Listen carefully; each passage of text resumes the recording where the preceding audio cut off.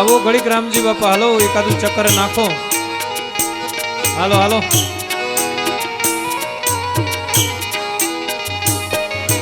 સામે પાર મફત પહોંચાડું રે નહીં, નવહું નાવનું ભાડું. સામે પાર મફત પહોંચાડું રે.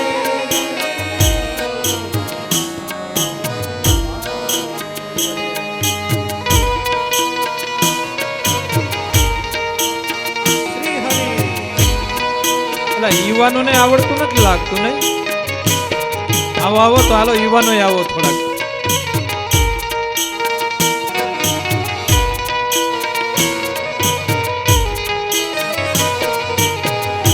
કર્ણધાર છું સરજુ નદીનો,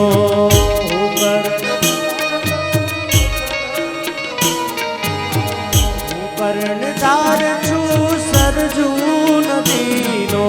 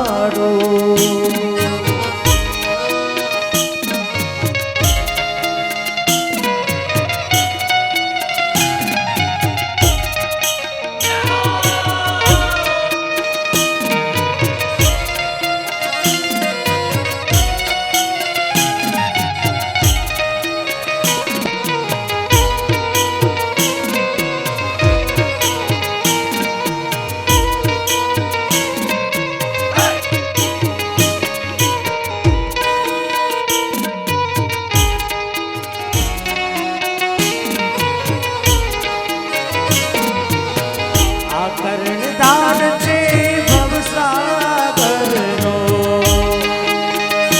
ચાલો આ કર્ણધાર છે ભવસાગરનો.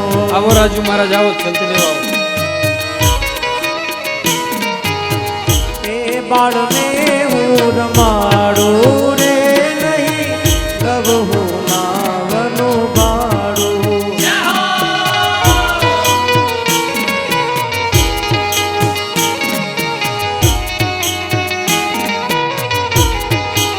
ભાડું ભાડું ભાડું ભાડું રે નહીં, નવહું નાવનું ભાડું.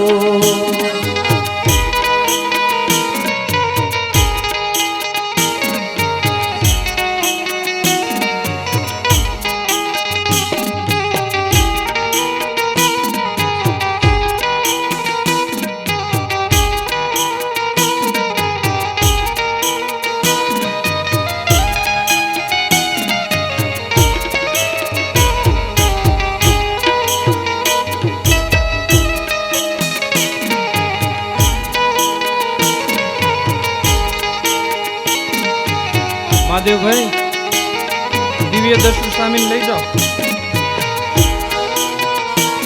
સ્વામીને કઈ હાલો.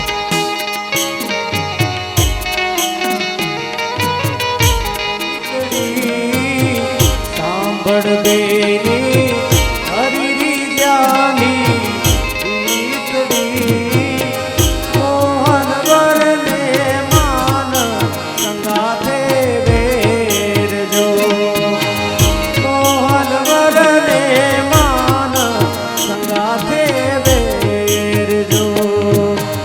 સાંભળ બેની હરિરી જાની દીકરી, સાંભળ બે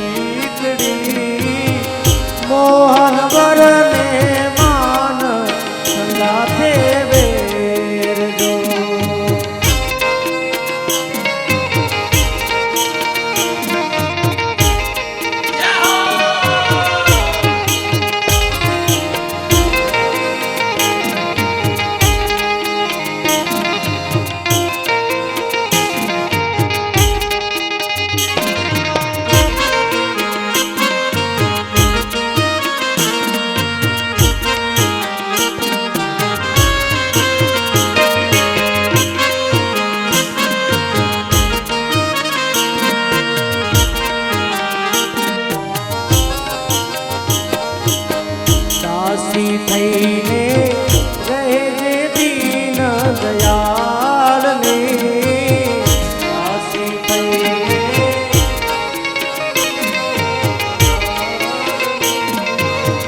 નીચી પ્રેરણા મળે તો માને ભાગ્ય જો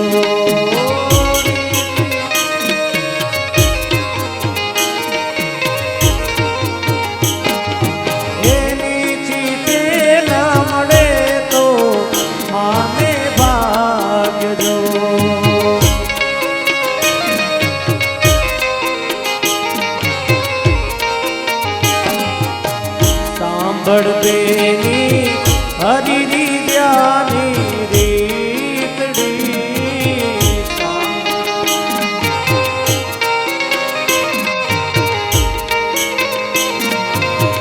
મોહન વરને માન સંગાથે વેરજો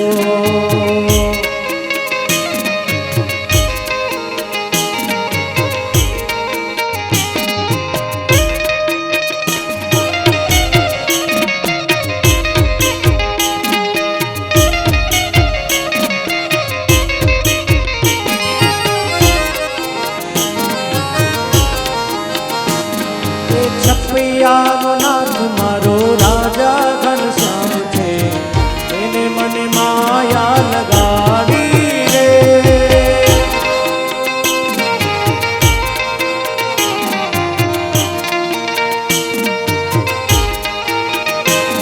એ ગઢપુરનો નાથ મારો ગોપીનાથજી છે એને મને માયા લગાડી રે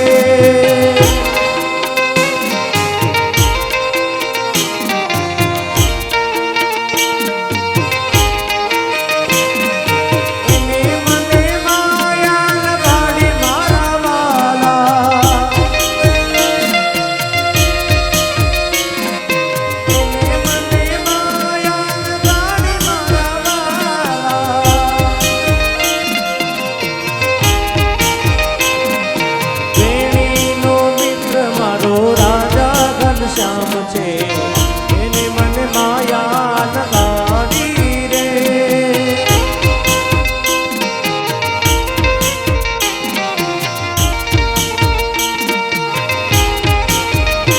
અરે માધવનો મિત્ર મારો રાજા ઘનશ્યામ છે એને મને માયા લગાડી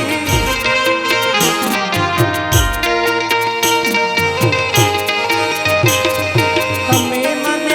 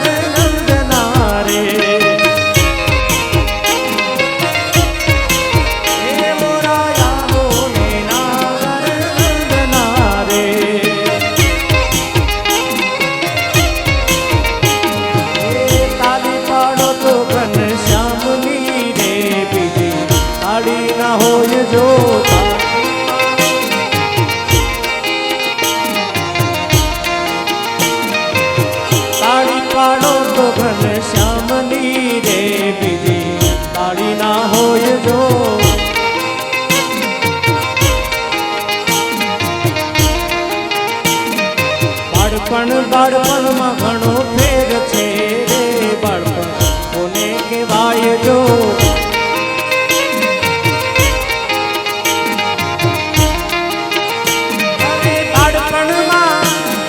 બાળપણમાં માધવને હરી મળ્યા રે બાળપણ એને કહેવાય જો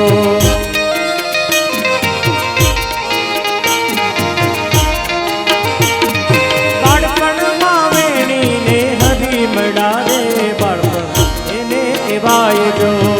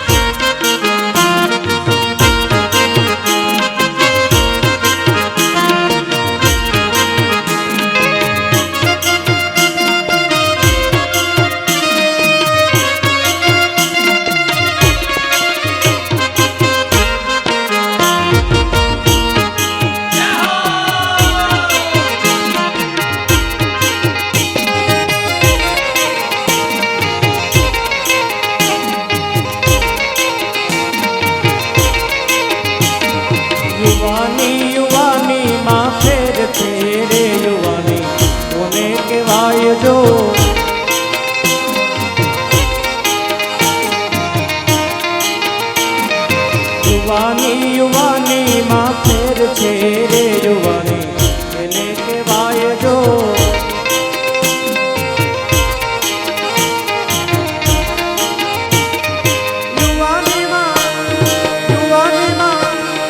યુવાનીમાં અર્જુન ને કૃષ્ણ મળ્યા રે યુવાની એને કહેવાય જો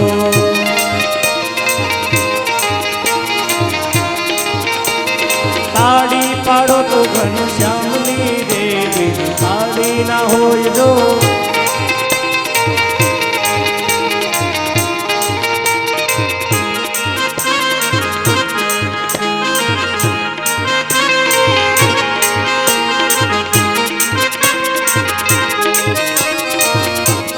હરે છપૈયા માયા જ દિવાળી હારે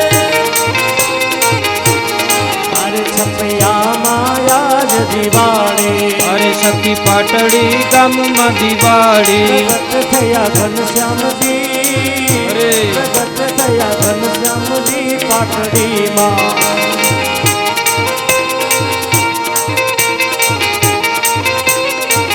એ પ્રગટ થયા ઘનશ્યામજી રે પ્રગટ થયા ઘનશ્યામજી પાટડીમાં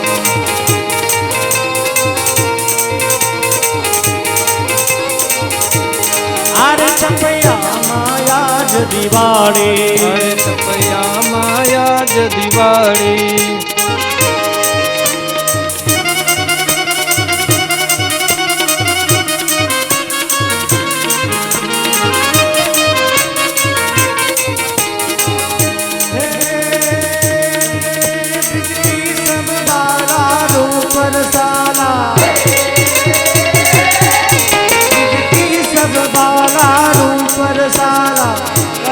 हारा गमवाना जागी तन गाना विकट विशाना बिन गयाना नंदलाना आए नहीं आना कृष्ण कृपाला बंसीवाला गमवानी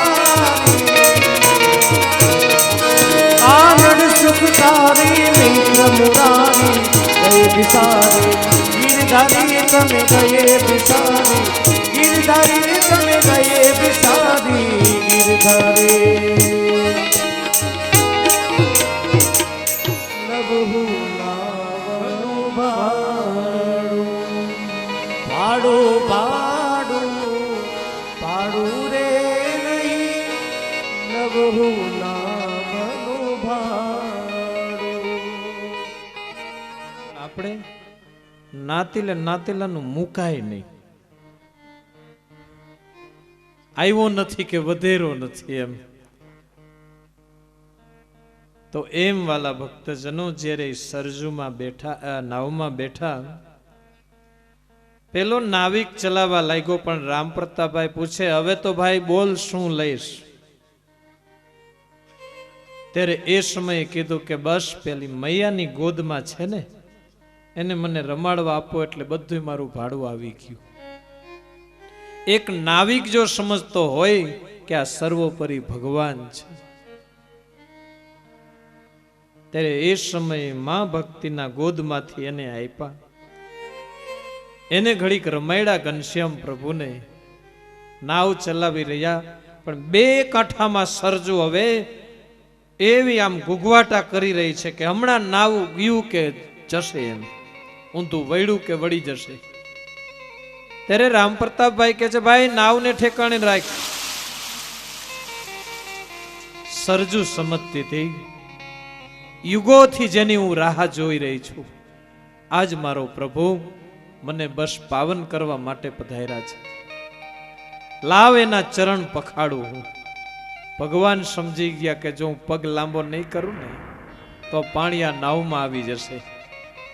ભગવાને પગ લાંબો કર્યો જમણો, અને સરજુમાં જ્યાં સ્પર્શ કરાવ્યો અને ત્યાં સરજુ શાંત શાંત થઈ ગઈ છે.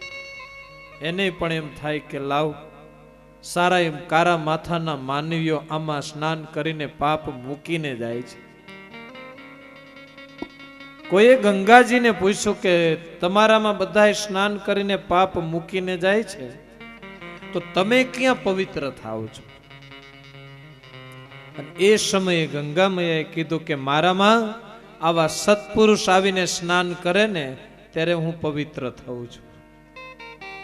વિચાર કરજો વાલા ભક્તજનો. તો એ નાવને ચલાવતા ચલાવતા આગળ વધ્યા. સાંજનો સમય છે, સંધ્યા ઢળવા આવી અને એ નાવ સામે કિનારે પહોંચવામાં આવ્યું. સૌએ નાવમાંથી માલ સામાન નીચે ઉતારી. ધર્મદેવ કહી રહ્યા છે સારા એ પરિવારને કે આ સરજુ પવિત્રમાં પવિત્ર છે. સૌએ આપણે આમાં સ્નાન કરી અને પછી આપણા જે અયોધ્યાની અંદર મકાનો છે ત્યાં આપણે જવાનું છે. અને એ જ સમયે આ નાવ જ્યારે નાવિક ચાલવા લાગ્યો ત્યારે ઘનશ્યામ પ્રભુએ અમી દ્રષ્ટિ કરી છે કે તારી વર્ષોની નહીં પણ જન્મો જન્મની સાધના હતી ને એ આજ હું પૂરી કરું છું. પેલો ઈ બસ દ્રષ્ટિ માત્રથી તૃપ્ત થયો છે. આ બાજુ સ્નાન કરી માલ સામાન લઈ આગળ વધ્યા. બરહટ્ટાપુરની અંદર શાખા નગરમાં આવ્યા. જે પોતાનું મકાન હતું એ મકાનને સાફસૂફ કરી અને બસ રહેવા લાગ્યા છે. સુરત મુનિ કહે છે, રાજન સમય ઉપર સમય જતા ઘનશ્યામ પ્રભુ હવે ધીરે ધીરે મોટા થવા લાગ્યા છે. અને એ જ સમયે ભગવાન 5 વર્ષના થયા ત્યારે પિતાને એમ થયું લાવ મારા ઘનશ્યામને થોડોક કંઈક અભ્યાસ કરાવવો. હવે પિતા 4 વેદના સંસ્કૃતના ભણેલા હતા. સારી રીતે ધર્મદેવ ભણાવી રહ્યા છે. પણ સુરત મુનિ કહે છે કે રાજન જ્યારે ઘનશ્યામ પ્રભુ 5 વર્ષના થયા ને ત્યારે મા ભક્તિએ ત્રીજા પુત્રને જન્મ આપ્યો છે અને નામ રાખવામાં આવ્યું છે ઈચ્છારામભાઈ. ઘનશ્યામ જોત જોતામાં પિતાની પાસેથી સારો અભ્યાસ ટૂંક સમયમાં કરી ચૂક્યા છે. દરેક શાસ્ત્રનો સાર કાઢી કાઢી અને નાનો એક ગુટકો બનાવ્યો છે.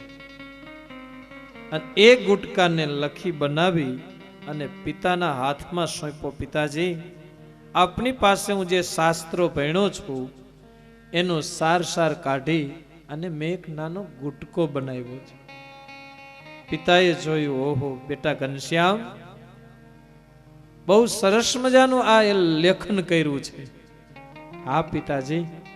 અને એ સમયે પિતા પણ રાજી થયા છે. વાલા ભક્તજનો, 5 વર્ષના ઘનશ્યામ પ્રભુ એક પિતા સંસ્કાર આપી રહ્યા છે. દરેક તીર્થ મંદિરોની અંદર આંગળી પકડીને લઈ જાય છે. સરજુમાં સ્નાન કરાવવા માટે લઈ જાય. એક પછી એક લીલાને આગળ વધારતા એક દિવસ ભગવાને ભાભીની અંગૂઠી જોઈ રહી છે કે ભાભી અમને ભૂખ લાગી છે. ભાઈ ઘનશ્યામ, હજી તો સમય નથી થયો ને તમે જમવા આવ્યા? હજી રોટલી કરવાની બાકી છે. થોડી વાર રમી આવો, જાઓ, હમણાં હું તમને રસોઈ તૈયાર કરી આપું. ભાભી અંગોઠી કાઢીને મૂકેલી બાજુમાં. ઘનશ્યામ પ્રભુને ખ્યાલ આવ્યો કે લાવ, નવા મિત્ર કરીને તો પાલટી દેવી પડે. છપૈયામાં તો ખૂબ બધાને જમાડ્યા છે, મને ઓળખશે કોણ? અંગૂઠીને સાનામાના લઈ ગયા હો. પણ ભગવાન ચોરી કરે તો આપણે ન કરાય. આ તો એક ચરિત્ર ને આપણા કલ્યાણ માટે છે. પણ આપણે કરીને તો ડબુરા ભાંગી નાખે કોક, એ ગુનેગાર ગણાય એમ.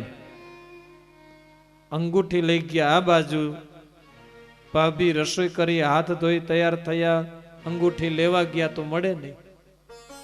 મૈયાને કીધું, મૈયા, આજ ઘનશ્યામે મારી અંગૂઠી ચોરી લીધી છે. અરે બેટા, સુવાસીની ન હોય. હા મૈયા, મેં અહીંયા જ મૂકી હતી, હમણાં આવ્યા હતા, પણ મને એમ કે ખાલી આવ્યા છે. અંગૂઠી ચોરીને કંદોઈ કાકાની દુકાને ગયા. ચાલો મિત્રો, આજ મારે તમને મીઠાઈ જમાડવી છે. કંદોઈ કાકાને પૂછ્યું, કાકા આ અંગૂઠીનું શું તમે ભોજન કરાવશો અમને? અંદર સરસ મજાનો સાચો એક હીરો જડેલો હતો. ત્યારે કંદોઈની પણ બુદ્ધિ બગડી હો, નાના બાળક પાસે એ વીંટી જોઈને. અરે મિત્રો, તમે પેટ ભરીને જમો, આને ખબર નથી આ કોણ છે એમ. ઘનશ્યામ પ્રભુ કે છે, જો કંદોઈ કાકા, તમારે લાવવાનું, મારે પીરસવાનું, મારા મિત્રોને જમાડવાના પહેલા. હવે ભગવાનના હાથનો પર્સ થાય મીઠાઈને. મિત્રો બેઠા લાઈનમાં, બધાને ઘનશ્યામ પ્રભુ જમાડતા જાય છે. પણ આ પેલાને પીરસીને છેલ્લે જાય તો પેલો કે ઘનશ્યામ આવા દે, ખાલી થઈ ગયું. શું કામ? કે એટલા મિત્રોના શરીરમાં, એના પેટમાં 14 લોકના જીવ પ્રાણી માત્રની ભૂખ મૂકી હતી. હવે આ પેટને આ ઉદર ભરાય. કંદોઈ કાકા કહે છે, ભાઈ આ જમો છો કે ઠેલિયું ભરો છો? ખલાસ થઈ ગયું. ઘનશ્યામ કે વીટી પાછી. અરે ખલાસ થઈ ગયું, વીટી ક્યાંથી અંગૂઠી પાછી હોય? તો કાકા આવા દ્યો. અરે ગોળ ને ઘી છે કે નહીં? ચોખ્ખી ભેંસનું પેલા મળતું હતું. તો કે ઈ છે, ઈ આવા દ્યો, આને ઈ પચી જાય છે. બધુંય શ્રાપ થયું, પણ ઘર તરફથી રામ પ્રતાપભાઈ થોડાક તેજ સ્વભાવના હતા. સત્સંગી જીવન બોલે. આમ દ્રષ્ટિ કરે તો ઘનશ્યામ પ્રભુ ડરતા હતા. પણ શું કામ? કે વડીલ ભાઈ છે અને એક મનુષ્ય ચરિત્ર કરી રહ્યા છે. ત્યારે લાકડી લઈને આગળ વધ્યા. આ બાજુ ઘનશ્યામ પ્રભુને ખ્યાલ આવ્યો, ભૈયા આવે છે. અને એ સમયે બસ મુઠ્ઠીઓ વાળીને ભાગ્યા છે. મિત્રો એ ભાગ્યા. અને જ્યારે ગુનામાં નાનું બાળક આવે ને, ત્યારે એની માના ગોદમાં પડીને રોવા લાગે. શું કામ? કે આ મને મારે નહીં. દરેક બાળકની આ ચેષ્ટા હોય. આપણે એવું કરી ચૂક્યાશું એમ. તો એ સમયે રામ પ્રતાપભાઈ કીધું, કંદોઈ કાકા ક્યાં ગયો? મેં એવું સાંભળ્યું તું મારો ભાઈ નાનો આવ્યો તો. અરે ભાઈ, ભાઈ નથી તારો, એ તો સાક્ષાત પુરુષોત્તમ નારાયણ છે. મારી દુકાનમાંથી બધી મીઠાઈ ખાલી કરી નાખી. અને ઘનશ્યામ પ્રભુ બીજી બજારમાંથી દોડતા દોડતા આવીને જ્યાં આંગણામાં આવે ને માએ પૂછ્યું, બેટા ક્યાં ગઈ તમારા ભાભીની અંગૂઠી? સીધા રડવા જ લાગ્યા. મેં અમે લીધી જ નથી. એ અંગૂઠી કેવી હોય ને ખવાય પીવાય ખબર જ નથી. લે, કેવું ચરિત્ર છે એ વિચાર તો કરો. ત્યારે માં હાથ ફેરવે છે, બેટા ક્યાં ગઈ તો કયો. ત્યાં રામ પ્રતાપભાઈ આવ્યા, સોટી બાયરી છે, ક્યાં મૂકી આવ્યો એ વીટી? તો અમે કંદોઈ કાકાની દુકાને આપી છે. સારો પરિવાર આવ્યો. કંદોઈને કીધું, ભાઈ આવડા નાના બાળક પાસેથી વીટી? આ નાનો નથી મૈયા, આખી દુકાન ખાલી કરી નાખી. ઘનશ્યામ પ્રભુ કે છે કે મૈયા, કંદોઈ કાકા હાવ જૂઠ બોલે છે. એના એક એક પાત્રો ભરેલા પડ્યા છે અને અમારું નામ બદનામ કરે છે. કંદોઈને એમ થયું કે કદાચ આ હોય તો હોય આવું, લાય પેલા જોઈ આવું. જોવે ત્યાં તો અકબંધ જે મીઠાઈ હતી એમને એમ હતી. કંદોઈ કાકા પાસેથી અંગૂઠી પાછી લીધી, પણ ભાભીએ આવીને કીધું કે ઘનશ્યામ, આવી નાની ઉંમરમાં ચોરી કરશો તો કોઈ કન્યા નહીં આપે, કે આ તો ચોર છે. ઘનશ્યામ પ્રભુ મનમાં કે ભાભી જે પૈણતા હશે ને, શેડા શેડી બાંધેલી હશે ને, એને અમે વૈરાગ લગાડીને સાધુ કરી નાખશું. એ અદ્ભુતાનંદ સ્વામી હાથે મીંઢળ બાંધેલો, એ 18 ગામ ધણીઓના નામ લખાતા, એમનું તો નહોતું જ, પણ મેથાણ ગામમાં પૈણવા આવ્યા હતા, મોસાળની અંદર. અને આદિ શબ્દ લખ્યો, એમાં એના હૃદયમાં ચમકારો થઈ ગયો. મામા કહે છે કે ભાણા, હવે હું મહારાજની ચિઠ્ઠી આવી છે, તો હવે તારું લગ્ન હવે પૂરું થયું છે, આ જાન ઉગલવાની તૈયારીમાં છે. ત્યારે ભાણો કહે છે કે મામા શું છે એ તો બતાવો ચિઠ્ઠીમાં. 18 ગામ ધણીઓના નામ લખ્યા, પાછળ આદિ શબ્દ લખ્યો તો. મામા મારે આવું મારું નામ? અરે બોલીશ નહીં, આ બાજુમાં તારી પત્ની છે હજી, શેડા શેડી બાંધેલી, તું આ કરીશ તો આ મોટું તોફાન થઈ જશે. નહીં મામા, મારે આવું ખેસ એક બાજુ નાખીને ગાડામાં ઠેકડો મારીને ત્યાં એના સાસરિયા પક્ષના આવ્યા કે બસ આવું જ કરવું તું, તો મારી દીકરીને પૈણવા નહોતું આવું. દેકારો માંડ્યો થવા, પણ લાજ કાઢેલી દીકરી બોલી છે કે માં, ઈ પતિ તારો નથી, પતિ મારો છે. ઈ જતો હોય તો મને મંજૂર છે, અને હું મારી સાસુની હારે કામ કરી, એની સેવા કરી, અને હું પણ ભજન કરીશ. પતિદેવ સુખેથી જાઓ તમે. અને એ જ સમયે જ્યારે મામાની સાથે આગળ વધ્યા, 18 ને 19, અને એ સમયે જ્યાં કચ્છ ભુજની અંદર સુંદરજીભાઈ નું અભિમાન ઉતારવું હતું મહારાજને. સુંદરજીભાઈ ની પરીક્ષા કરેલી ને મહારાજે. બળદિયા ગામની અંદર જ્યારે પૈણાવા આવેલા રાજાના કુંવરનું ખાડું, અને કે લાવને મહારાજ અહીંયા આવ્યા છે તો દર્શન કરતો જાઉં, જાન લઈને નીકળો છું હવે. મહારાજ કહે છે કોણ આવ્યો? મહારાજ, આપણો દાસનો દાસ આવ્યો છે. દાસના શું લક્ષણ છે? સ્વામી કેમ?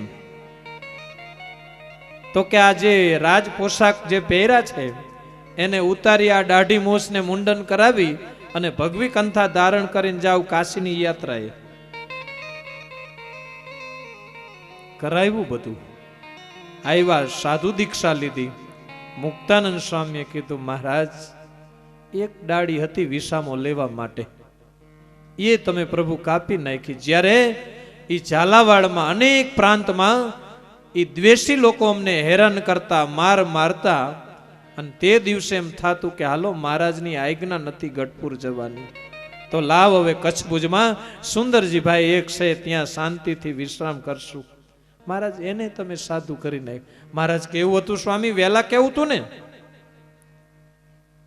અને માણસને મોકલો કે જાવ એને પાછા બોલાવતા હોવ.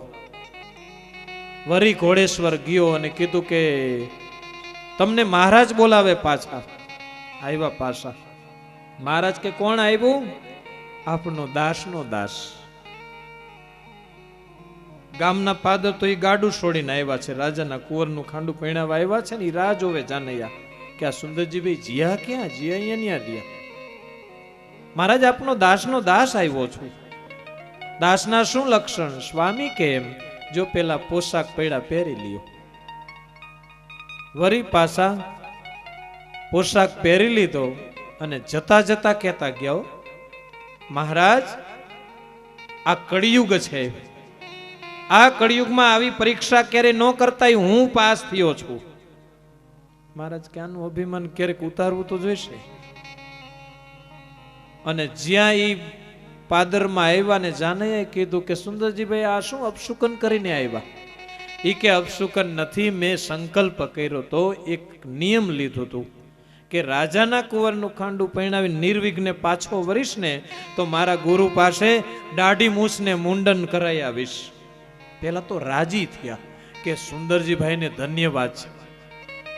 જેવા ભુજની અંદર પાછા આવ્યા, રાજાએ જોયું, ઓહો સુંદરજીભાઈ એક મારા પુત્રનું ખાંડું પહેણાવવા માટે તમે તમારી દાઢી મૂછને આ મુંડન કરાવ્યું, માગો માગો તમારે જોઈ આપી દઉં. સુંદરજીભાઈને એમ થયું કે મહારાજને રાજી કર્યા અને રાજાને રાજી કરું.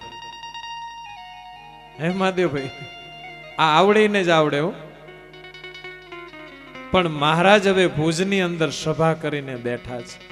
આ 18 ને 19 જણાઓ સાધુ થઈને, પણ અમુક કાઠીઓને ગામધણીઓને ખબર નહોતી કે આ કપડા શેમાં રંગાય, પાણીમાં કે તેલમાં. અમુકે તો તેલમાં ગેરું ઓગારીને કપડા રંગા છે. પહેરીને આવ્યા 19 જણા. મહારાજને સમાચાર આપ્યા, મહારાજ તમારા 18 પરમંશો આવે છે નવા. મહારાજે કીધું, ભગુજી અમારી માણકી લાવો જલ્દી, બસ એ પરમંશના અમારે દર્શન કરવા છે. સામે જાવ એમ નથી કીધું, દર્શન કરવા એમ કીધું છે. ઠેકડો મારીને માણકી ઘોડી ઉપર મહારાજ અસવાર થયા અને એવી લગામ ખેંચી છે અને માણકીને સીમાડે સાધુ ભોગે ન ભોગે અને દૂર દૂર જોયા સાધુને, ત્યાં જ મહારાજે લગામ ખેંચી ઠેકડો મારી હેઠે ઉતરી અને જ્યાં નજીક આમ જોવે સાધુને ત્યાં તો મહારાજ દંડવટ કરવા લાગ્યા છે. અને 18 પરમહંસો દોડતા આવ્યા, મહારાજને ઉચકી લીધા. નહીં નહીં મહારાજ, દંડવટ તમારે ન હોય, દંડવટ અમારે કરવા ના હોય. અરે સંતો, એક નાની મારી કાગળની ચબરકી આવી અને તમે 5-5 ગામના 10-10 ગામના ગામધણીઓ અને પાછળ કેવા નથી રહ્યા અને તમે એક મારી ચિઠ્ઠીના ચાકર બનીને આવ્યા છો. તો સંતો, આ તો બ્રહ્માંડમાં આવા સાધુ ન મળે એટલે હું તમને દંડવટ કરું છું. અને વરી પાછા સભામાં લાવ્યા, ત્યાં સંતોએ દંડવટ કર્યા. મહારાજે કૃપા દ્રષ્ટિ આમ કરી અને ગણ્યા છે કે 18 આવ્યા તો છે ને, એ કઈ પાછો માયામાં બંધાણો તો નથી ને રાજકાજમાં. ત્યારે જોયું કે 18 ના 19 થયા. મેં તો 18 કીધા, આ 19મું કોણ આવ્યું છે? કાકાભાઈ કે છે કે મહારાજ આ એક રિયાઈ પૈણતા પૈણતા આવ્યા, અહીંથી મીંડોર બાંધ્યું છે. ત્યારે મારા ઢોલિયા ઉપરથી ઊભા થઈ ગયા અને કીધું કે વાહ વાહ, તમે તો અદ્ભુત કામ કર્યું છે, આજથી તમારું નામ અદ્ભુતાનંદ સ્વામી જાઓ. મહારાજ કે બસ ભાભી, કોઈ પૈણતું હશે તમે પૂરું પૈણેતરે નહીં કરવા દઈ, 4 ફેરાય નહીં ફરવા દઈને સાદું કરી નાખશું. ત્યારે મહારાજે કીધું કે હવે અમારે જે કરવાનું તું થઈ ગયું, હવે 18 પરમંશો જાઓ, હવે પોતપોતાનું રાજકાજ કરજો. ત્યારે સુરા બાપુએ કીધું, મહારાજ કુવામાં ઉતારી તમે પેલો વરદ કાપે એવું કર્યું તમે તો. અમે તો અહીંયા બસ બેનના અને ભાઈના સંબંધ કરીને આવ્યા છીએ. મહારાજ કે તમે સંસારમાં રહેશો ને તોય તમને સંસાર બાધ નહીં કરે. તમે જળ કમળવત રહેશો, તમારી પત્ની સાથે રહેશો તોય. વિચાર કરજો વાલા ભક્તજનો, એક નાના ઘનશ્યામ પ્રભુની કેવી લીલાઓ છે. એ સમયે સુરત મુનિ કહે છે, રાજન, જ્યારે એક પછી એક અયોધ્યાની કેટલી લીલાઓ કેવી વાલા ભક્તજનો. 5 દિવસમાં 5 પ્રકરણ પૂરા કરવાના છે. હજી આ પહેલું જ ચાલે છે. કેટલા ચરિત્રોને ન્યાય આપી અને કેટલાયને ન આપી.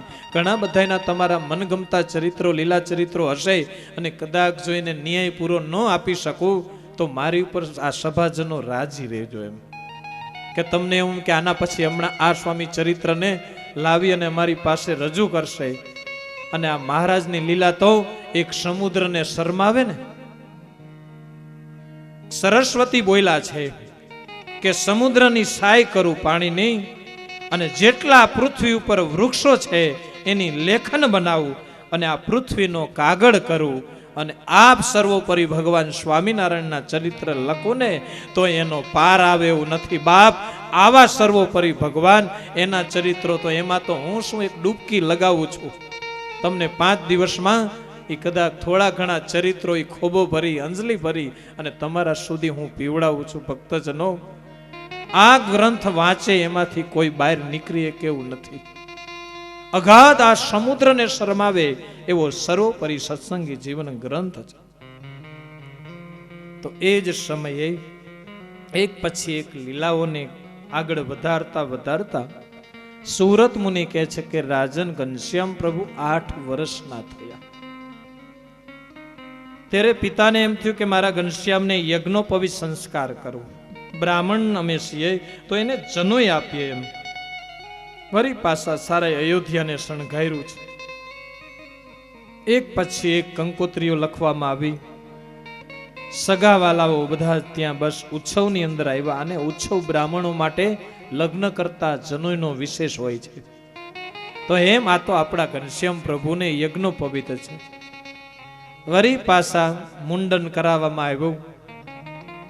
ભાભીએ આજ તો માથાની અંદર સ્વસ્તિક સાથીઓ કર્યો છે, અને હાથ ફેરવી અને આમ ટકોરો માર્યો. ઘનશ્યામ પ્રભુ, તમારું મસ્તક તો બહુ સરસ લાગે છે.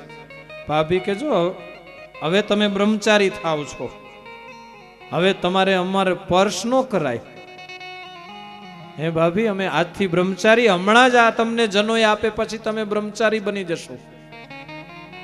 અને એ સમયે ઘનશ્યામ પ્રભુને સારી રીતે ધોતી પહેરાવી યજ્ઞની અંદર બેસાડી સારો વિધિ કરી યજ્ઞોપવિત આપી બપોર પછીના સમયે બળવો દોડાવવામાં આવે કે ભાણો ગામ તરફ પાદર તરફ દોડે, વનમાં મોકલે, અને પાછળ મામા પકડવા દોડે. પછી મામા જ્યાં પકડી લે ત્યાં એને ખભે બેસાડીને લાવે, અને ભાણો માગી દેવું પડે. પણ આજના મામા અને ભાણા હોશિયાર હોય કે તું આજ માગજે, પાછું બીજું માગતો નહીં. તો એ સમયે ઘનશ્યામ પ્રભુએ વિચાર કર્યો કે વર્ષોની સાધના કરી રહ્યા છે યોગ્યો, ઊંધા માથે મને મેળવવા માટે તપ કરી રહ્યા, લાવ આજ મને એ લાગો લાગ અને જોગાનો જોગ એ પ્રસંગ મળ્યો છે, તો સીધો જ હવે હું જંગલમાં વયો જઉં, વનમાં. વળી પાછું યાદ આવ્યું, મેં રામા અવતારમાં રડાવ્યા, કૃષ્ણ અવતારમાં રડાવ્યા, આ તો મારો સર્વોપરી અવતાર, અને બસ એક દુર્વાસાના શ્રાપથી મારા માતા પિતાને બસ એક દિવ્ય ગતિ આપી અને પછી હું જાઉં. અને એ સમયે એક જોરી પકડાવી છે. મૈયા કહે છે કે જાઓ ઘનશ્યામ, હવે જોરી માગવા જાઓ. ત્યારે પિતા કહે છે કે બેટા, તમે બ્રહ્મચારી થયા છો એ તો ખ્યાલ છે ને? હા પિતાજી. બ્રહ્મચારીના શું નિયમ છે તમને ખ્યાલ છે? સાંભળો, હું તમને નિયમ બતાવું. ત્યારે ઘનશ્યામ પ્રભુ કહે છે, પિતાજી બોલો, શું નિયમ પાડવાના બ્રહ્મચારીઓ? ત્યારે કીધું કે બેટા, તમે બ્રહ્મચારી છો તે ક્યારેય દર્પણમાં તમારું મુખ જોવું નહીં, બાઢમ. તમારા મસ્તકની અંદર તેલ ન નાખવું, બાઢમ. ક્યારેય સ્પ્રે કે અત્તર ન છાંટવું, બાઢમ. એક પછી એમ એટલે ભલે પિતાજી એમ, બાઢમ એટલે એક પછી એક નિયમો સંભળાવતા ગયા ને જોરી પકડાવી અને જ્યાં જોરી માગવા ગયા છલકાવી દીધી. ઓ ભાભી અને માતાએ તો કીધું કે હવે બસ તમારે વનમાં જવાનું છે. ઘનશ્યામ પ્રભુ સીધા દોડવા લાગ્યા છે, પાછળ મામા દોડી રહ્યા છે. વસરામ મામા કહે છે, બસ ભાણેજ ઉભા રહો, ઉભા રહો. ગામની બહાર પાદર બહાર નીકળી ગયા ત્યારે મામાને એમ થયું કે હવે આ જો જંગલમાં વયા જશે તો બેન બનાવીને જવાબ શું આપશું. મામા રડવા લાગ્યા છે. ઘનશ્યામ પ્રભુએ રડવાનો એ અવાજ સાંભળ્યો. એક બાજુ જઈને બેઠા ને કીધું, મામા લો, તમારે મને પકડવો છે ને, પકડી લ્યો. મામા એ ઉચકી અને લાવ્યા છે. ભક્તિ માતા ધર્મદેવને સોંપવામાં આવ્યા છે. યજ્ઞોપવિત સંસ્કાર પૂરા કરતાની સાથે સુરત મુનિ કહે છે, રાજન, હવે ઘનશ્યામ પ્રભુ અધીરા થયા છે. હવે મને મારું વન સાંભળ્યું છે. મારા જોગીઓ જે ઊંધા માથે તપ કરે, કોઈ પંચાંગની તાપ તાપે, એક પછી કઠોર સાધના કરી રહ્યા મને મેળવવા, તો લાવ હવે હું વનની વાટ લઉં. અને એ જ સમયે વાલા ભક્તજનો 11 વર્ષની વયે ભોગવામાં આવ્યા છે. હવે 11 વર્ષનું આજ તમારું બાળક કેવડું હશે એ વિચાર કરજો. તમારે ઘરની બહાર મોકલવું હોય ને તોય તમે 100 વખત વિચાર કરો છો કે આ છોકરાને બહાર મોકલશું તો એ ભૂલો તો નહીં પડે ને, કોઈ ઉપાડી તો નહીં જાય ને. અને એ સમયે ઘનશ્યામ પ્રભુએ વિચાર કર્યો કે માતા ને પિતા છે ત્યાં સુધી મારે ઘરનો ત્યાગ કેમ કરવો. અને ભગવાનની ઈચ્છાથી ભક્તજનો માતાને એક દિવસ જ્વર આવ્યો છે, તાવ આવ્યો છે. માં સૂતા છે ખાટલાની અંદર. અને એ સમયે ઘનશ્યામ પ્રભુએ કીધું, મૈયા તબિયત સારી નથી? નહીં બેટા ઘનશ્યામ, મને આજ થોડોક તાવ આવ્યો છે. એ સમયે ઘનશ્યામ પ્રભુ માનું મસ્તક દબાવી રહ્યા, હાથ દબાવે, પગ દબાવે. તો આજ મારો તમારો ભગવાન મને તમને એ બતાવે છે કે હું ભગવાન શું છતાં મારા માતા પિતાની સેવા કરું. તો હે મારા આશ્રિતો, તમે પણ તમારા વયોવૃદ્ધ મા બાપ હોય, એ ખાટલીએ સૂતા હોય, પથારીએ સૂતા હોય, તો તમે એને સવાર સાંજ એને મળજો. એના કપાળ ઉપર, એના મસ્તક ઉપર હાથ ફેરવશો ને તો એ વૃદ્ધોનો એ ખાટલાનો થાક એને ઓગળી જશે. ત્યારે ઘનશ્યામ પ્રભુએ કીધું, મૈયા વૈદ્યને બોલાવ. બેટા બોલાવ તો સારું. ઘનશ્યામ પ્રભુ અયોધ્યાની કોઈ બજારમાં જઈ અને વૈદ્યને બોલાવ્યા છે. વૈદ્ય આવીને મા ભક્તિનો હાથ પકડીને નાડી તપાસ કરી. ધબકારા ધીમા હતા. વૈદ્ય કહે છે કે ભાઈ ઘનશ્યામ, આ જ્વર છે એ જીવ લેણો છે. જેટલી સેવા થાય એટલી સેવા કરી લઉં. હવે આ બેઠા નહીં થાય. જે કંઈ ઔષધ આપવાનું હતું એ આપીને ચાલ્યા ગયા વૈદ્ય તો. અને એ સમયે ઘનશ્યામ પ્રભુ જેવા ઘનશ્યામ પ્રભુ રાત્રિના સમયે માની પક્ષંપી કરી રહ્યા છે. અહીંથી હરિગીતા કહેવાય ચાલુ થાય છે. માતા અને પુત્રનો સંવાદ. માં પૂછે અને ઘનશ્યામ જવાબ આપે. આ અયોધ્યાની અંદર અને આ હરિગીતાનો કોઈ રોજ પાઠ કરે તો મહારાજ કે અમે એની મનોકામના પૂર્ણ કરીએ છીએ. અને એક નારાયણ ગીતા, એ ભગવાન સ્વામિનારાયણે માંગરોળની અંદર હરિભક્તોને સંભળાવી 108 શ્લોકમાં. સવારથી રાત્રિએ સુવે ત્યાં સુધી હરિભક્તોને શું કરવું દિવસે, એ આખી નારાયણ ગીતા. તો આ બે ગીતાઓ છે તો વાલા ભક્તજનો આંખ અને પાંખ કીધી છે. ત્યારે રાત્રિના સમયે કોઈ જ નથી, સારો એ પરિવાર સૂતો છે. ભક્તિ માતા કહે છે કે બેટા ઘનશ્યામ, મને હું કાનમાં આંગળા નાખું ને તો એ ધ્વનિ સંભળાતો નથી, મને અપશુકન થઈ રહ્યા છે. મને અરુંધતીનો તારો પણ દેખાતો નથી. મારા પણસાયાની અંદર મને છિદ્રો દેખાય છે. દીવો બુઝાઈ જાય તો મને ગંધ નથી આવતી એની. આ એક મૃત્યુના લક્ષણો કીધા સત્સંગી જીવનમાં. બેટા ઘનશ્યામ, મને ખાધેલું હોય અને વમન થાય તો એ મને સુવર્ણ જેવું લાગે છે. આપણા આંગણામાં જે વૃક્ષો છે એ પણ સુવર્ણ જેવા દેખાય છે. ત્યારે ઘનશ્યામ પ્રભુએ વિચાર કર્યો, બસ મૈયા ટૂંક સમયની અંદર આ પંચભૂતના શરીરનો ત્યાગ કરી અને મારી માં બસ ત્યાગ કરીને જવા માંગે છે. ત્યારે ઘનશ્યામ પ્રભુ પૂછે છે, આ કેટલી હરિગીતા સરસ મજાની છે. ઘનશ્યામ પ્રભુ બે હાથ જોડીને કહે છે, મૈયા છેલ્લી ઈચ્છા હોય તો કઈ બોલો. આજ તમારો ઘનશ્યામ તમારી ઈચ્છા પૂરી કરવા તૈયાર થયો છે. તમારી ફરજ આવે છે અને અમારી ફરજ આવે અમારા ગુરુને પૂછવાની. તમારે તમારા મા બાપને પૂછવાની ફરજ આવે કે પિતાજી, હવે તમારો દેહ રે એવું લાગતું નથી, તો હવે છેલ્લી ઈચ્છા જે હોય બોલો, તમારી પાછળ હું કરીશ. પણ અત્યારે માવતરે વિચાર કરે કે આ છોકરા કરે કે ન કરે, લાવ જીવતું જગતિયું કરાય નાખું. એ સમજે છે. તો એ સમય પગચંપી કરતા કરતા ભક્તિ માતા કહે છે કે બેટા ઘનશ્યામ, આ એક સ્થાવર જંગમ જેટલી મિલકત છે, આ સંસાર છે, એમાંથી મને વૈરાગ્ય કેમ ઉત્પન્ન થાય એ મને બેટા રસ્તો બતાવો. ત્યાં જ ભગવાને સમાધિ કરાવી છે માને. એક ભગવાન નિશ્ચય કરાવે છે કે માં તારો દીકરો ઘનશ્યામ કેવડો છે, ખાટલામાં જ સૂતા, માને સમાધિ થઈ છે. અને એ સમયે ઘનશ્યામ પ્રભુ ચાલવા લાગ્યા છે. ઘનશ્યામ મહારાજની પાછળ ને પાછળ ભક્તિ માતા ચાલી રહ્યા છે. ચાલતા ચાલતા સ્વર્ગની અંદર ભગવાન આવ્યા. સ્વર્ગની અંદર આવ્યા ત્યાં તો ઇન્દ્ર ને ઇન્દ્રાણી સ્વાગત કરી રહ્યા છે. ભક્તિ માતાએ વિચાર કર્યો, ઓહો, આવડો મોટો મારો દીકરો ઘનશ્યામ છે, મને તો એમ હતું કે એક મારો દીકરો છે, આ તો ઇન્દ્ર ને ઇન્દ્રાણી આનું સ્વાગત કરી રહ્યા છે.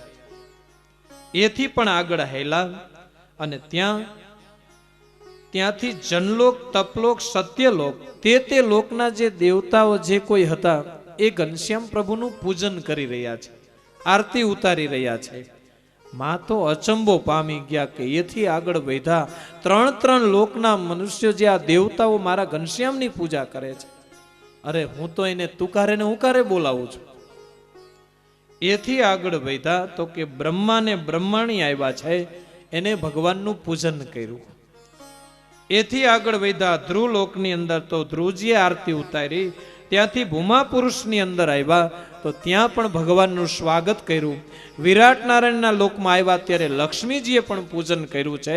તો આ ઘનશ્યામ મહારાજ કેવડા હશે! ભક્તિ માતા તો ટગર ટગર જોઈ જ રહ્યા છે પાછળ ને પાછળ. અને એથી આગળ ચાલ્યા તો શેષ અને શારદા બે હાથ જોડી અને સ્તુતિ કરી રહ્યા છે. એથી આગળ વધ્યા તો પ્રકૃતિ પુરુષની અંદર આવ્યા તો એ પણ ભગવાનની સ્તુતિ કરી રહ્યા છે.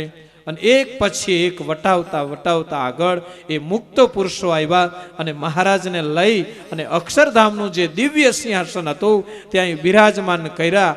અને ત્યાં તો 33 કરોડ દેવતાઓ અને અનેક મુક્તો આજ હાથ જોડી અને મહારાજની સ્તુતિ કરી રહ્યા. અને ત્યાં માં ભક્તિ જોઈ રહ્યા છે અને કહી રહ્યા છે કે બેટા ઘનશ્યામ, હું તો એમ સમજતી હતી તમે મારા દીકરા છો, અને હજી વિચારે ન વિચારે અને ત્યાં જ મહારાજ માં ભક્તિને સમાધિમાંથી પાછા લાવ્યા.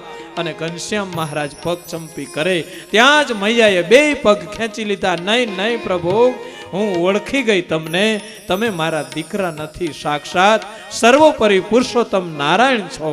અને એ જ સમયે વરી પાછો ઘનશ્યામ પ્રભુએ પડદો પાડી દીધો ભગવાનપણાનો. અને ત્યાં વરી પાછા હુંકારા તુકારા દેવા માંડ્યા છે. મૈયા એક પુત્રપણાનો ભાવ બતાવી રહ્યા છે. અને એ જ સમયે માં કહી રહ્યા છે કે બેટા, મને આમાંથી વૈરાગ્ય કેમ ઉત્પન્ન થાય એ મને રસ્તો બતાવો, અને માત્ર ને માત્ર એક ભગવાનના સ્વરૂપમાં મારું મન સ્થિર થાય. ત્યારે ઘનશ્યામ પ્રભુ કહી રહ્યા છે કે માં, તમારો પ્રશ્ન બહુ મધુર છે. માં, તમારો પ્રશ્ન છે એ તો ભગવાનને મેળવવા માટે 75 લક્ષણે યુક્ત સાધુનો સમાગમ કરવો. ત્યારે માએ કીધું કે બેટા, એવા સાધુની કેમ પરીક્ષા કરવી કે આ 75 લક્ષણે સાધુ છે કે નથી? તો એ સાધુના બેટા 75 લક્ષણો કયા એ મને બતાવો. પણ બધા હું તમને નહીં બતાવું, નકે 6 વાગ્યા એટલે 2-4 સંભળાવી દઈશ. એમાં તમારે તારણ કાઢી લેવાનું કે આ એક સાધુ બેઠા છે એ કેટલા દિવ્ય ને વંદનીય છે, પૂજનીય છે. ત્યારે કીધું કે માં, પેલો તો સાધુનો દયાળુ સ્વભાવ હોય, પહેલું લક્ષણ એ બતાવ્યું. ત્યાર પછી સાધુ ક્ષમાવાન હોય. ગમે એવો સમાજ તિરસ્કાર કરે ને તો એ સાધુ તમારા અહિત ક્યારેય ન ઈચ્છે, તમારું હિત થાય એવા જ એના સંકલ્પો હોય છે. ત્યાર પછી સૌ જીવનું હિત ઈચ્છનારા હોય, દરેક જીવ પ્રાણી માત્રનું હિત ઈચ્છતા હોય. ત્યાર પછી શાંત સ્વભાવ હોય, બીજાને માન આપનારા હોય. એક પછી એક સાધુના લક્ષણો બતાવ્યા. ત્યારે કીધું કે બેટા ઘનશ્યામ, આવા સાધુનો કેમ સમાગમ કરવો? તો કે માં, સમાગમ ન થાય ને તો ચાલશે, પણ આવા સાધુને રસોઈ આપવી, એનું પૂજન કરવું, એને વંદન કરવા, એ કદાચ બીમાર હોય તો એની પરિચર્યા કરવી. ત્યારે સતાનંદ સ્વામીએ લખ્યું, દ્રષ્ટા સ્પૃષ્ટા નતાવા કૃત પરિચરણા ભોજિતા પૂજિતા વા સદ્ય પુંસામઘૌગમ બહુજની જનિતમ દંતિએ વૈ સમૂલમ પ્રોક્તા કૃષ્ણેન એવા નિજ હૃદય સમાયત પદે તીર્થજાતમ કે હેમાં દ્રષ્ટવા દ્રષ્ટિ માત્રથી સાધુનો ગુણ લેવો. પછી શું કીધું કે પ્રષ્ટવા એટલે સ્પર્શ કરી અને સાધુને વંદન કરવા. પણ હવે થોડીક નવી તમે કંઈક પ્રણાલિકા કાઢી છે. પહેલા આપણે સાધુને ચરણે અડતા, હવે ઢીસણે અડી, હવે કેડે અડીને હવે તો ખભે અડે છે. પણ હવે માથામાં તાપલી ન મારતા મહેરબાની કરીને. સ્વામી જય સ્વામી નારાયણ. હે 68 તીરથ સંત કા ચરણમાં છે, સંત કા માથા ઉપર નથી. પણ આપણે હવે ઢીસણ ને કેડે ને ખંભે આવી ગયા છે. તો આ સાધુ વંદનીય, પૂજનીય, દર્શનીય છે. ત્યારે ઘનશ્યામ પ્રભુ કહે છે કે માં એવા સાધુની પરિચર્યા કરવાથી, એને ધોતિયા ઓઢાડવાથી, એને રસોઈ આપવાથી માં મોક્ષનું દ્વાર ખુલ્લું થાય છે. પણ આપણે ઘણા બધા મોક્ષના દ્વાર બંધ કરવા તૈયાર થયા છે. હું તો એટલું જ કહું છું કે સાધુનો ગુણ ન લેવાય તો ન લેતા, પણ ક્યારે અવગુણ તો ન જ લેતા. બાપ, જો તમારે મનુષ્ય યોનિમાં આ જીવન સારી રીતે જીવવું હોય તો સાધુ કેટલા એક પૂજનીય છે.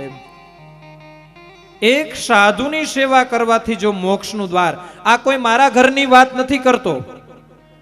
ભગવાન સ્વામિનારાયણ પોતાના સ્વમુખે બોલ્યા છે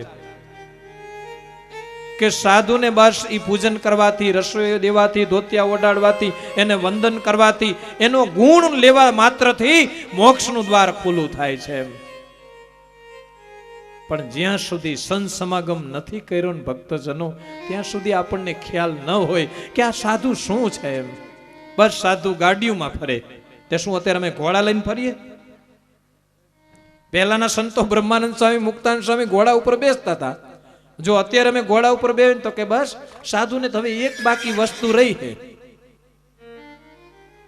અમે આ ભગવાનજી ભાઈએ જ્યારે કાંતરોડીની અંદર કથા કરાવી ત્યારે ભગવાનજી ભાઈએ અમને ત્રણેય સંતોને પરાયણે બેસાડ્યા. એમ મેં કીધું ભગવાનભાઈ રહેવા દો, આ પહેલા વહેલા છે, કથા કરવાની છે ને આ પોથી યાત્રા જો હેઠે પડશું ને તો તમારી કથા અટકશે.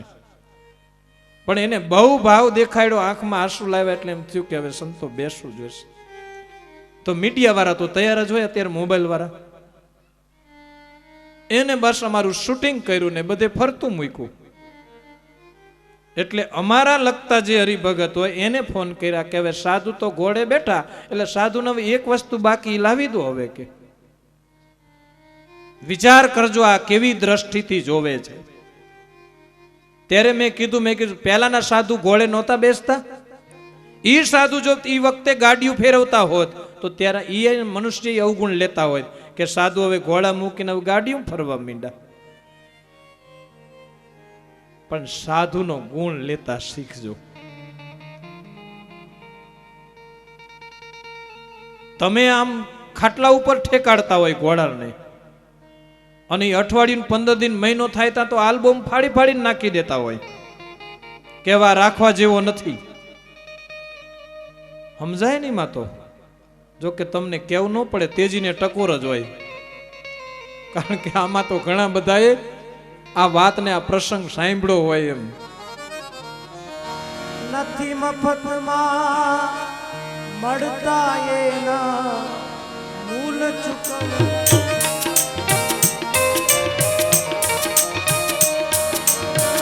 નથી મફતમાં મળતા એના મૂલ ચૂકવવા પડતા સંતને સંત ભણાવે. નથી મફતમાં મળતા.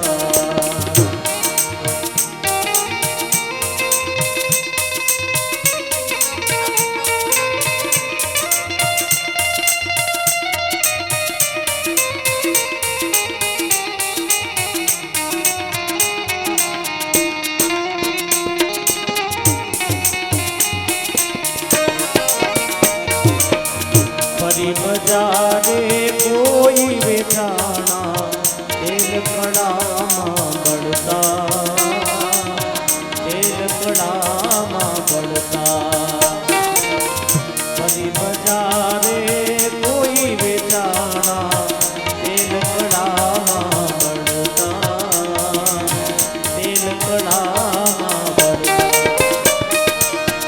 કાયા કાપીને છાબડે તોડી કાયા કાપીને છાબડે તોડી કાયા કાપીને છાબડે તોડી હિમાડે હાડ ગાળતા સંતને સંત બનાવે એ નથી મફતમાં નથી મફતમાં નથી મફતમાં ભક્તિ છે એ લપસણી છે.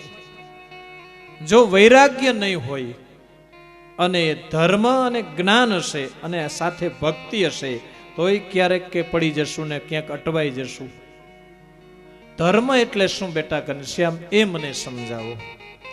તો કે માં, ઉચ્ચ જ્ઞાતિમાં જન્મ હોય કે નીચ જ્ઞાતિમાં જન્મ હોય, પણ જો એ મનુષ્ય એના ધર્મ પાળતો હોય તો કે બ્રહ્મા જેવો બ્રહ્મા એને વંદન કરવા યોગ્ય છે. માં, ધર્મ જ્યાં હશે ત્યાં જ ભગવાન હશે અને ધર્મ હશે એ જ મનુષ્ય સુખી હશે. ટૂંકમાં કહ્યું ત્યાર પછી કહ્યું છે કે જ્ઞાન એટલે શું. ત્યારે કીધું કે માં, જ્ઞાન એટલે જાણવું, એનું નામ જ્ઞાન. તો કે આજ બપોરે શું જઈમાં?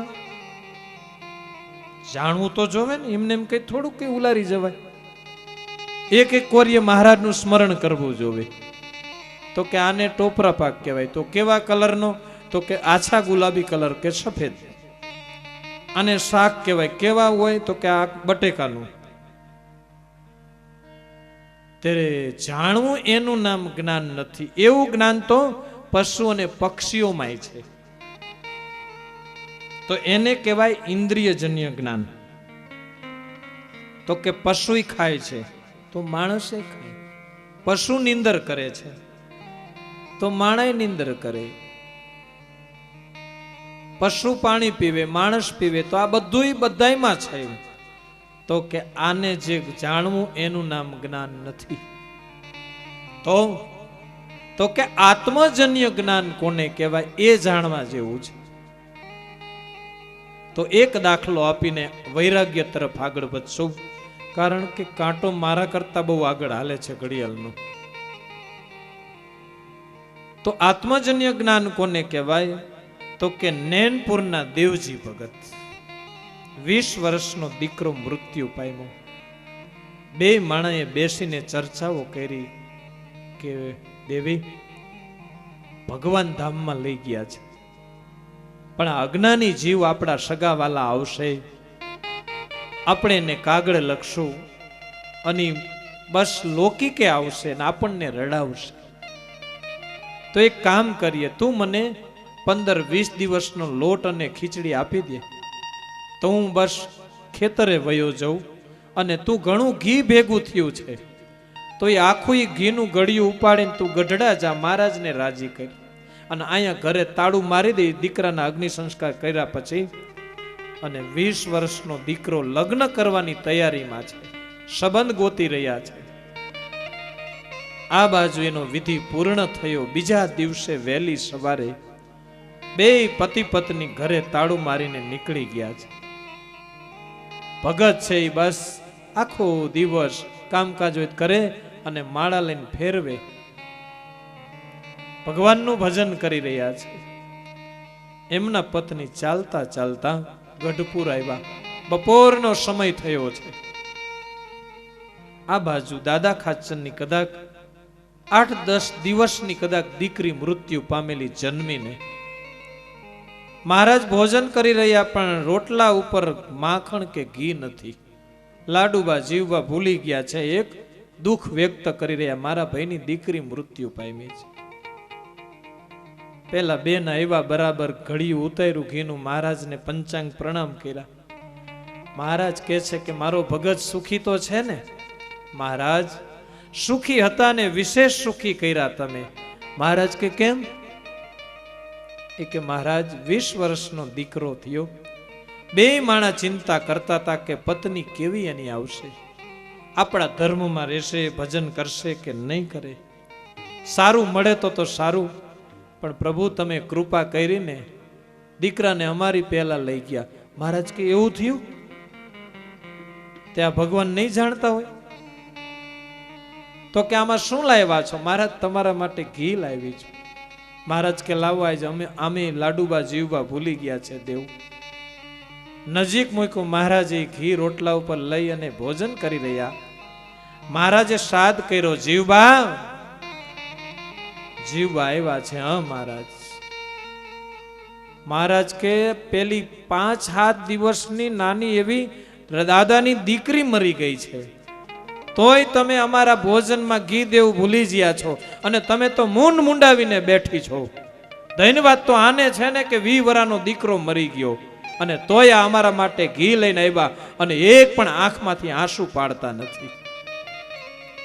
તો આને કહેવાય આત્મજન્ય જ્ઞાન. પણ એક ગામમાં એક ભાઈનો પુત્ર મરી ગયો.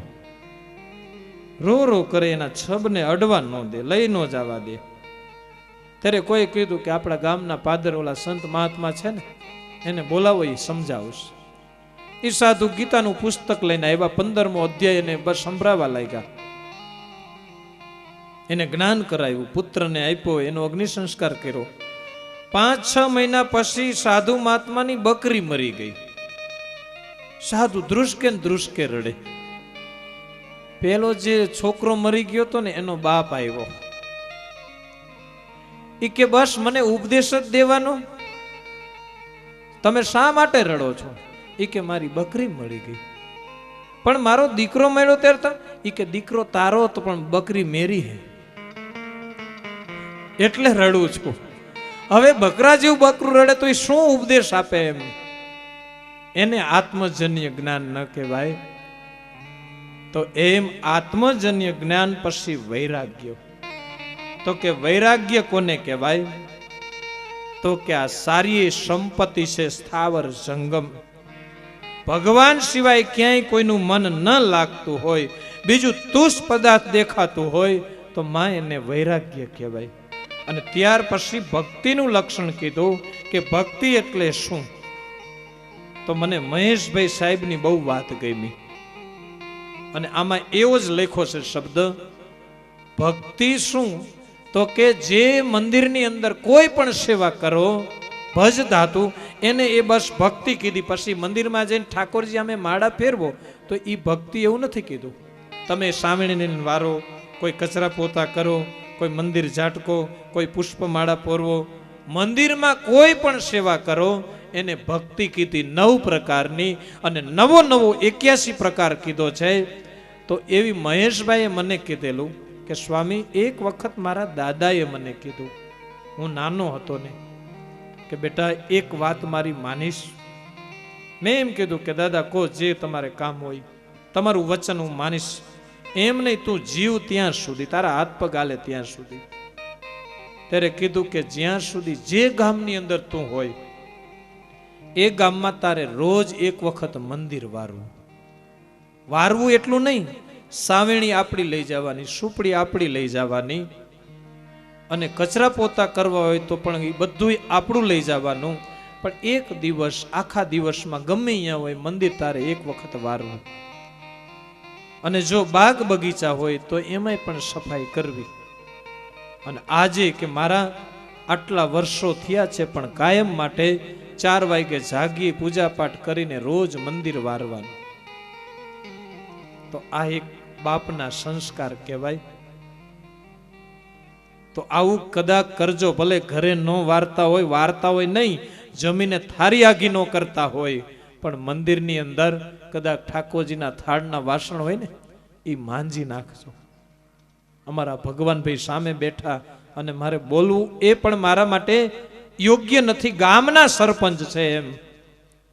બદ્રીનારાયણની અંદર અમારી એરિયા આવ્યા હતા કથામાં, હવે અહીંયા પાણી કેટલું ઠંડુ હોય તમે બધાને ખ્યાલ હશે. ઠાકોરજીના થાળ થાય, સંતોજી જમે ન જમે, ત્યાં ભગવાનજીભાઈ આવે, સંતો વાસણ હોય કાઢજો. ત્યારે કહી કે ભગવાનજીભાઈ પાણી ગરમ કરી દો. ના ના, આવી તો મહારાજની ઈચ્છા. અને 2 દિવસથી આવ્યા છે, અહીંયા 2 દિવસથી વાસણ ઉટકે, ગામના સરપંચ છે એમ. અને આપણે હોય તો આપણી થારી આઘી ન કરી, હું ગામનો સરપંચ છું. પણ એ મુનિ સ્વામી જેવાના જીવન ચરિત્રો સાંભળ્યા હોય, ચરણ સ્વામીના સમાગમ કર્યા હોય, બાપાશ્રીની વાતો વાંચી હોય, ત્યારે આ સંસ્કારને આ ગુણો આવે ભક્તજનો. પણ સાધુ પાસે નજીક જ ન આવ્યા હોય તો એ રૂડા ગુણ કદીએ નહીં આવે. મહારાજ બોલે છે તો એમ ભક્તિ એટલે સેવા કરો, એ ભક્તિ. તો એમ સુરત મુનિ કે છે, રાજન મા ભક્તિને બસ ઘનશ્યામ પ્રભુએ એ માના હરિગીતા સંભળાવી. અને ત્યારે મા ભક્તિ હવે રાત્રિની અંદર સૂતા છે, પગ ચંપી ભગવાન કરી રહ્યા. અને કારતક સુદ દશમીનો દિવસ વહેલી સવારે માં ટગર ટગર જોઈ રહ્યા છે.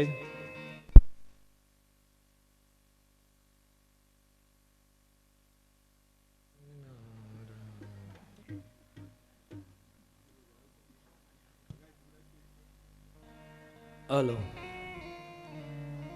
તો જ્યારે માં ભક્તિની પગચંપી કરી રહ્યા ઘનશ્યામ પ્રભુ, ધર્મદેવ સુતા છે, રામપ્રતાપભાઈ સુતા, સુવાસીની ભાભી, નાના એવા ઈચ્છારામ પણ સુતા છે. ઘનશ્યામ પ્રભુએ કીધું છે, પિતાજી બધાએ શાંતિથી સૂઈ જાઓ, બસ હું એકલો મારી મા પાસે બેઠો છું. અને એ સમયે રાત્રિની અંદર ભક્તિ માતા ઘનશ્યામ પ્રભુની સામે ટગર ટગર જોવે છે.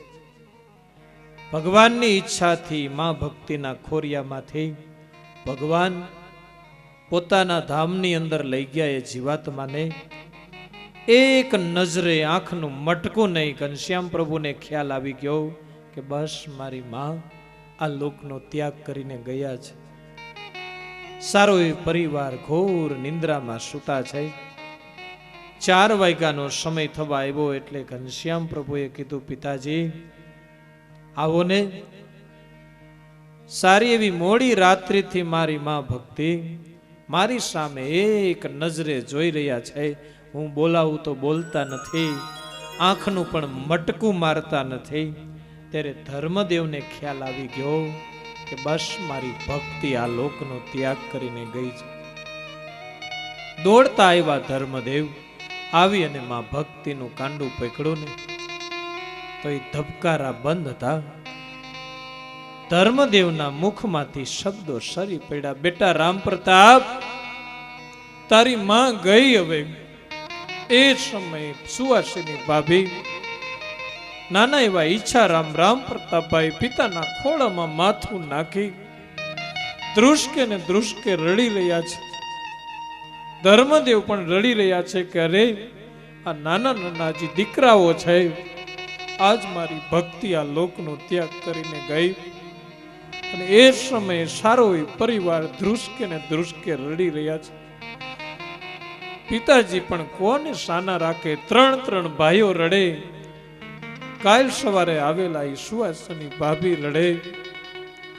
ત્યારે કવિઓ તો કહે છે કે હે ભગવાન, કોઈની માને કદીએ જૂટવતો નહીં, પેલા એના બાપ